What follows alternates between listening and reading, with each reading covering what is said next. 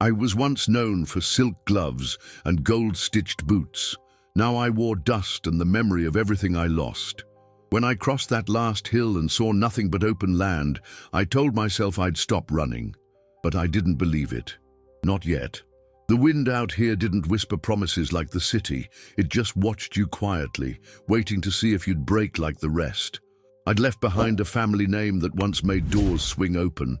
Now it only made bullets follow.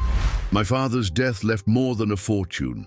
It left enemies, and one by one, the people I trusted revealed teeth under their smiles.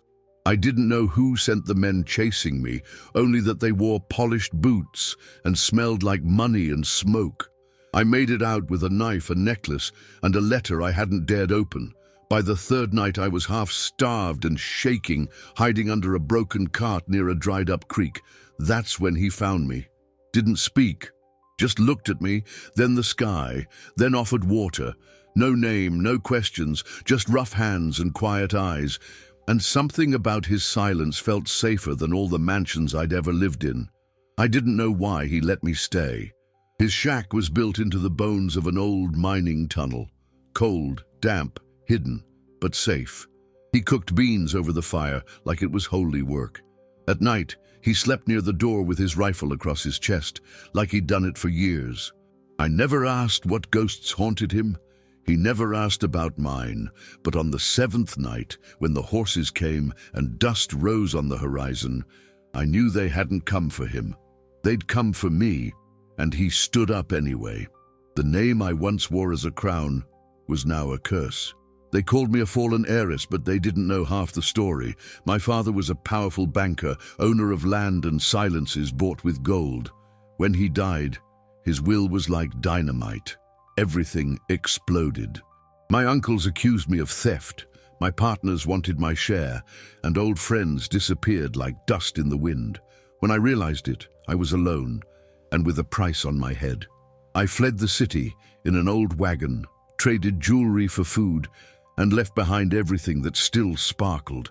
When my feet touched the dry trail leading to the desert, I had only two certainties. The fear was real, and trusting someone again seemed impossible. That's when I found him, the silent protector. I don't know if he was a cowboy, a hunter, or a former soldier, but he saw me, not with suspicion or pity. He saw me as if he understood, and that was new to me. He lived in a wooden shelter, far from everything.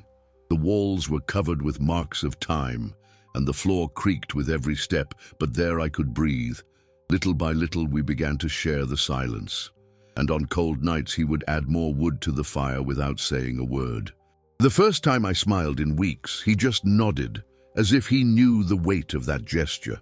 This story is about redemption, courage, and a kind of honor that money can't buy. If you also believe that even the most down and out deserve shelter, subscribe to the channel, like the video, and comment where you're watching, city and country. I want to know how far this story will go, because it's just getting started. At first, I didn't know if he was taking me in out of compassion, convenience, or some reason I would never understand. The only thing I knew was that he gave me shelter, and in the desert, that's almost like giving someone your life. The first few nights were a test. He didn't speak, and I talked too much, maybe to fill the void, maybe to avoid hearing my own thoughts. He listened in silence, stirring the hot water over the fire, as if my words were smoke, visible but intangible. The cabin we lived in felt like a secret buried in time. It was made of boards, salvaged from an old stable, with windows boarded up from the inside and a door that creaked as if it resisted opening.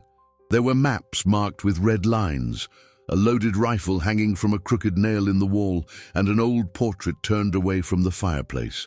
I respected his silence as if it were a sacred language, because there was something about the way he moved, careful, as if each step had weight, as if he had stepped on landmines before.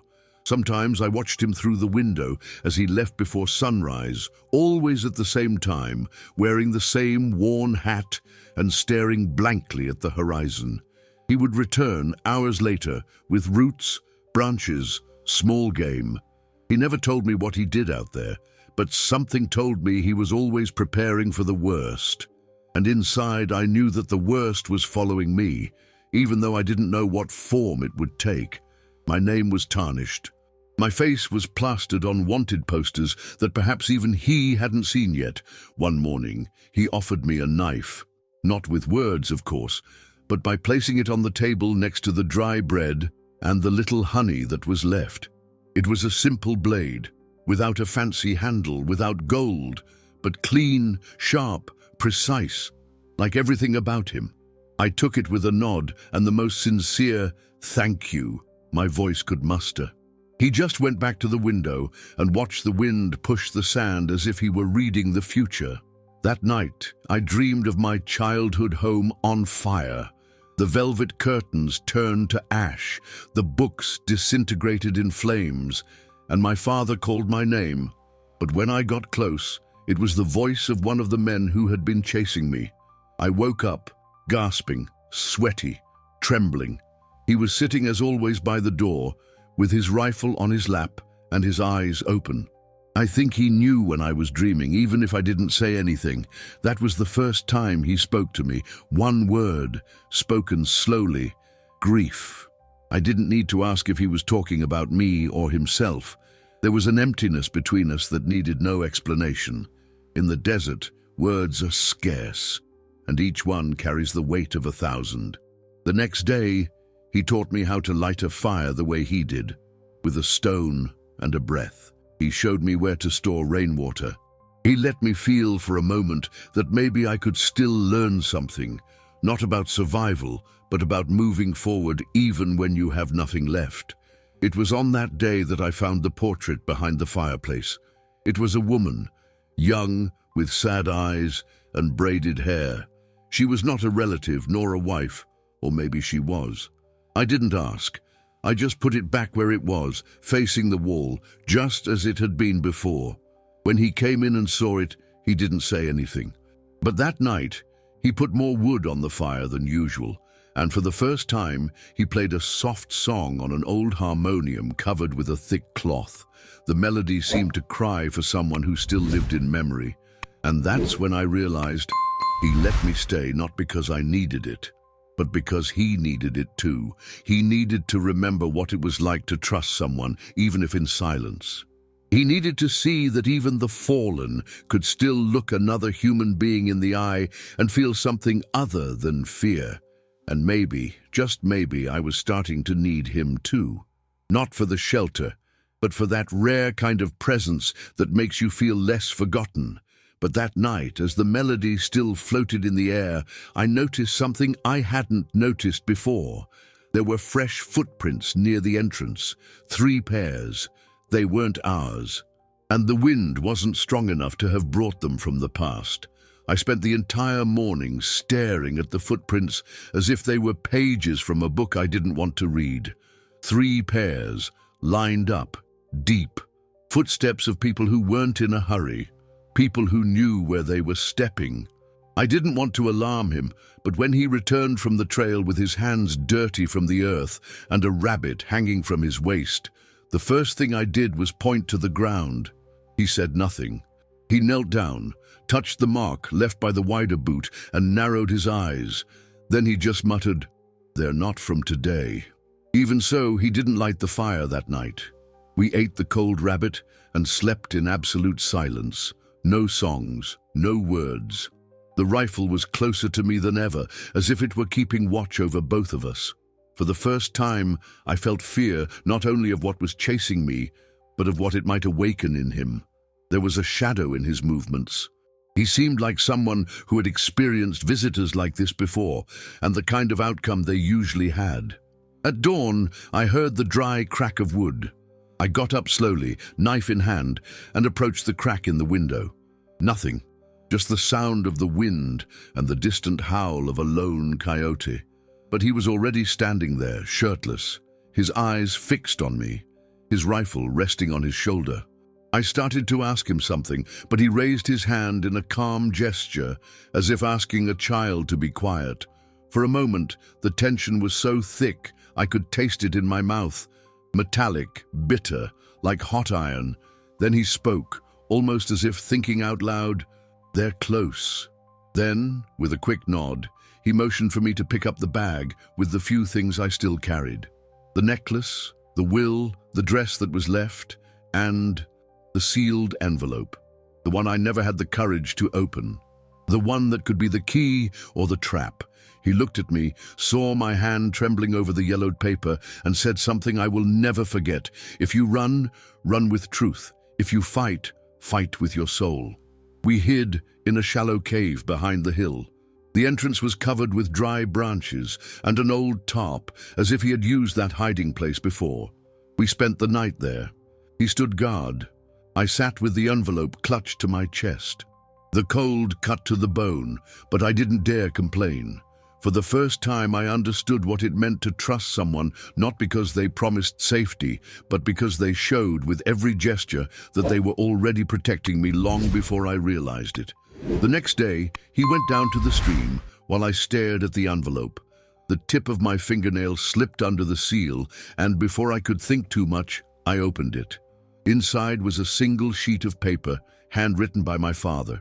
The words were short and to the point. "If you are reading this, it is because I was unable to protect you. Trust Jonas. He saved me once. He'll know what to do." My blood ran cold. Jonas. That was his name, my silent protector. And somehow he already knew me long before he found me.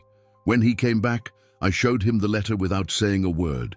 He read it slowly, his eyes fixed on the lines as if each word opened an ancient door inside him.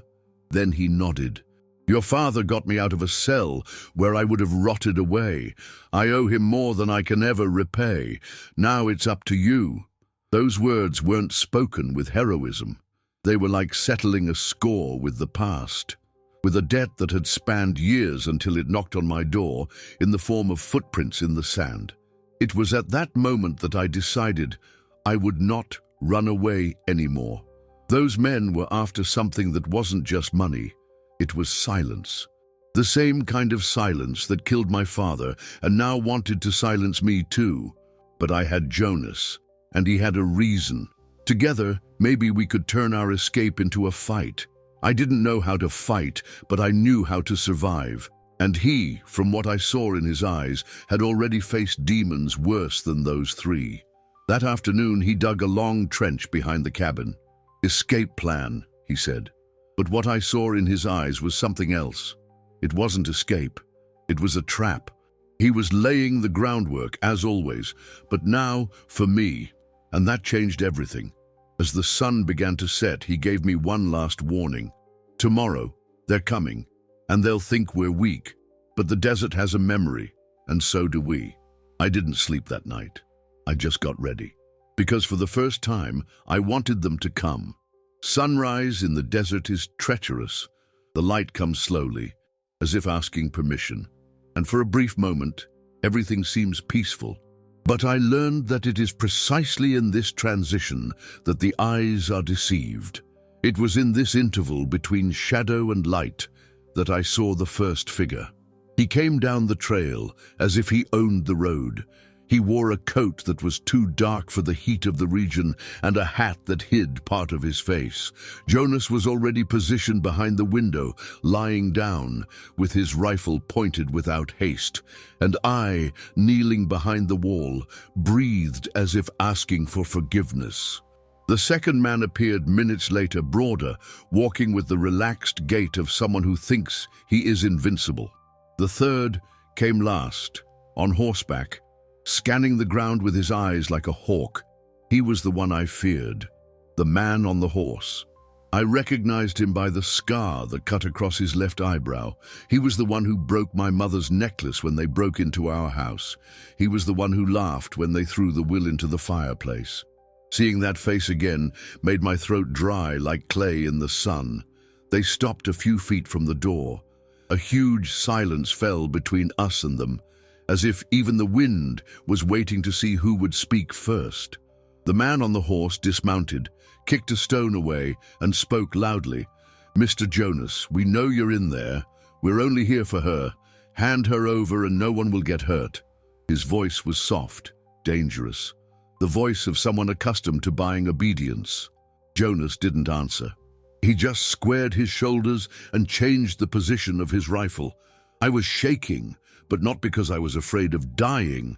I was shaking because for the first time I wanted to fight. The first bullet shattered the window next to me. Then everything turned to dust and sound.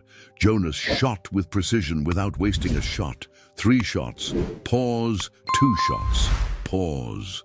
Meanwhile, I crawled to the back exit, where we had prepared an escape route with false boards and an empty barrel. When I reached the agreed spot, I shouted the signal. A short whistle followed by 2 knocks on the wood. Jonas heard it. He backed away. He covered his retreat with one last shot and ran toward me. We left through the back like rats on the run, but there was no shame in it, just strategy. We ran to the cave where he had hidden 2 old guns and a map of the property. "They won't stop," he said. "They're not hunters, they're vultures." I nodded, still trying to catch my breath.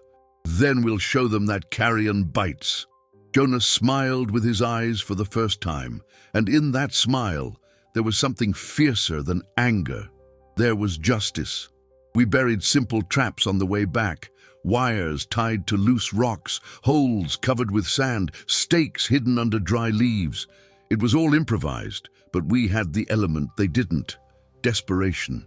In the late afternoon, we returned to the cabin in silence. It was destroyed.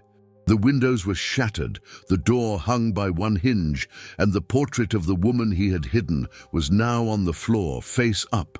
Jonas picked it up, wiped it with his shirt sleeve, and put it in the inside pocket of his jacket. I said nothing.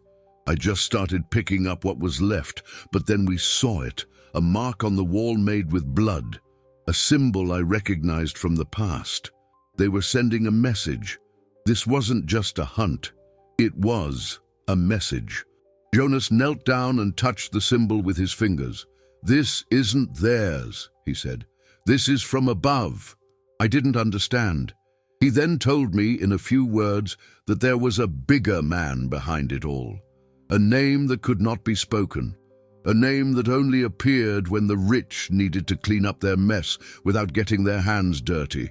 He was the last to visit your house before the fire, and he's the one who wants you silent. It hit me like a ton of bricks. I wasn't just a runaway heiress, I was a witness. "And if I'm a witness," I said, "then I'm also a threat." Jonas nodded. For the first time, our fight had a name, and maybe a purpose. At night, we sat on top of the hill, watching the distant lights on the trail, waiting for more footsteps. He assembled the rifle more carefully, cleaning each piece. I wrote a letter by hand, with everything I knew, everything I remembered. "If we don't survive," I said, "this needs to get to someone with courage." Jonas tucked the letter under the wooden bench where he slept. Then he looked at me. "Tomorrow, you choose. Keep running or make history." I didn't answer. But that night, I dreamed of my father again. Only this time he was smiling. The next morning we weren't hunted. We hunted. Jonas woke up before sunrise and woke me with a firm tap on the shoulder. I already knew. It was time to stop playing defense, to name the ghosts, and look into the eyes of those who wanted me dead. We ate quickly, put on our darkest coats, and left behind the cabin, now reduced to a symbol of everything we had lost and everything we were willing to defend. We followed the men's footprints to an old abandoned stable to the south, a place Jonas knew and feared. Along the way, he taught me hand signals, signs with stones, ways to walk without leaving a trace. It was as if every step we took was part of a rehearsal for the inevitable. As we approached the structure, the silence seemed deafening. It was as if even the birds knew something was about to happen. Jonas crouched down, looked at the ground, and pointed. 3 horses were tied up behind, hidden. They were inside. Those 3, and maybe more. My heart raced, but my feet didn't hesitate. We entered through the east side, where a loose board allowed us to pass without making a sound. Jonas went first. I followed him with the knife in my hand, breathing heavily. Inside, the 3 were sitting around a makeshift barrel fire. They were laughing loudly, playing cards, drinking. A fourth man appeared, silent, observant. Him. The name Jonas didn't want to say. The boss. He was dressed like a judge, but his eyes were those of an executioner. I recognized him from the photographs in my father's courtroom. He was the one who signed the checks and crossed out names. Jonas positioned himself behind a beam. I hid behind some bags of salt. We waited until the youngest of the three stepped away to urinate outside. Jonas knocked him down silently. When the second one went to check on him, the same thing happened. Two remained. The third realized what was happening and pulled out his gun. It was too fast. He fired at the door, almost hitting Jonas. The sound woke the others. Chaos ensued. Screams, wood breaking, bullets whizzing. I ran to a dark corner, unable to see anything, hearing only the dry sound of combat. When I managed to open my eyes, I saw Jonas fighting hand to hand with the man with the scar. It was brutal, instinctive. The anger of both men seemed to have been building up for years. I grabbed an iron bar and advanced, not knowing what I would do. But the executioner saw me first. He grabbed me by the hair, threw me to the ground and stepped on my hand. The pain was sharp, but the anger was greater. I looked him in the eyes and said my father's name out loud. That stopped him for a second, enough time for Jonas to act. He knocked the man with the scar down with a well-aimed blow and pointed the rifle at him. "Let her go." The man hesitated. He smiled and replied, "You don't understand. If she lives, more will come." Jonas didn't hesitate. One shot, just one. And the executioner fell without a sound. The others fled. The horses bolted. The stable fell silent. I sat on the ground, trembling, my hand throbbing. Jonas approached slowly, like someone returning from a place where few return.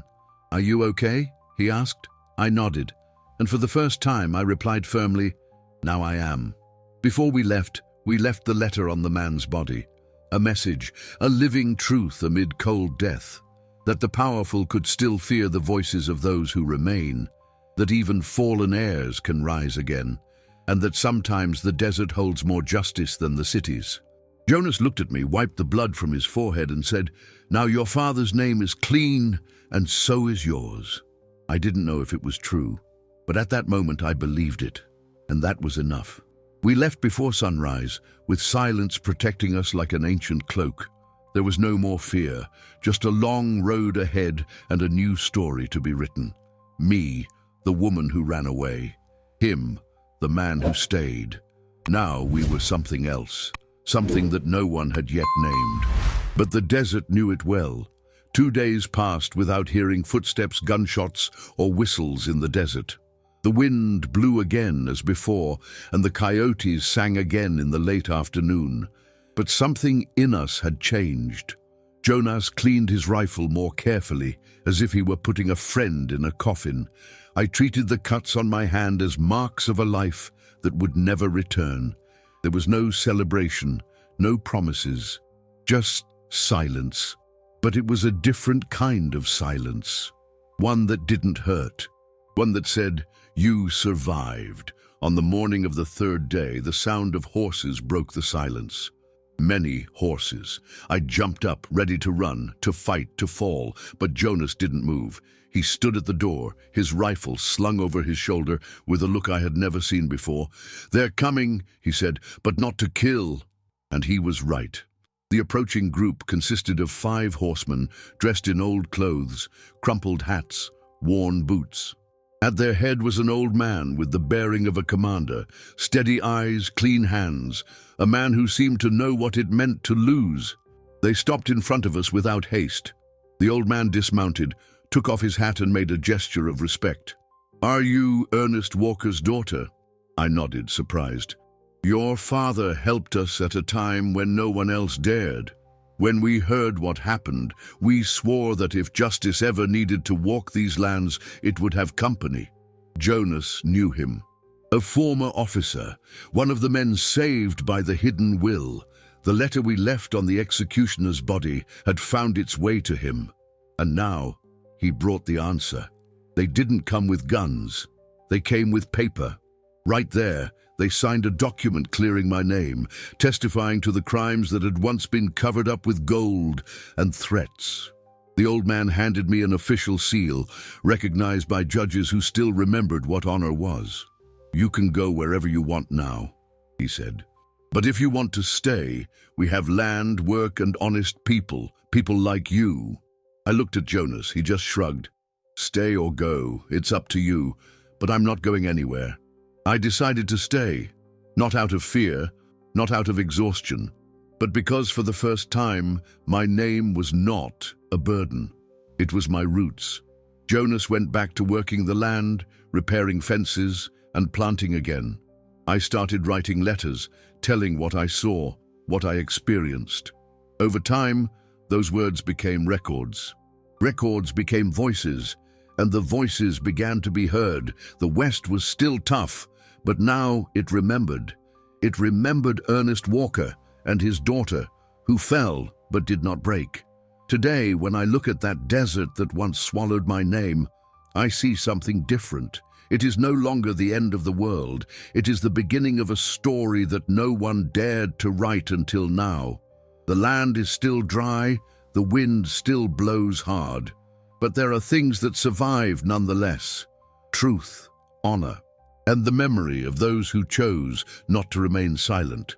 Jonas still doesn't talk much, but when he smiles from the corner of his mouth, I know he remembers everything.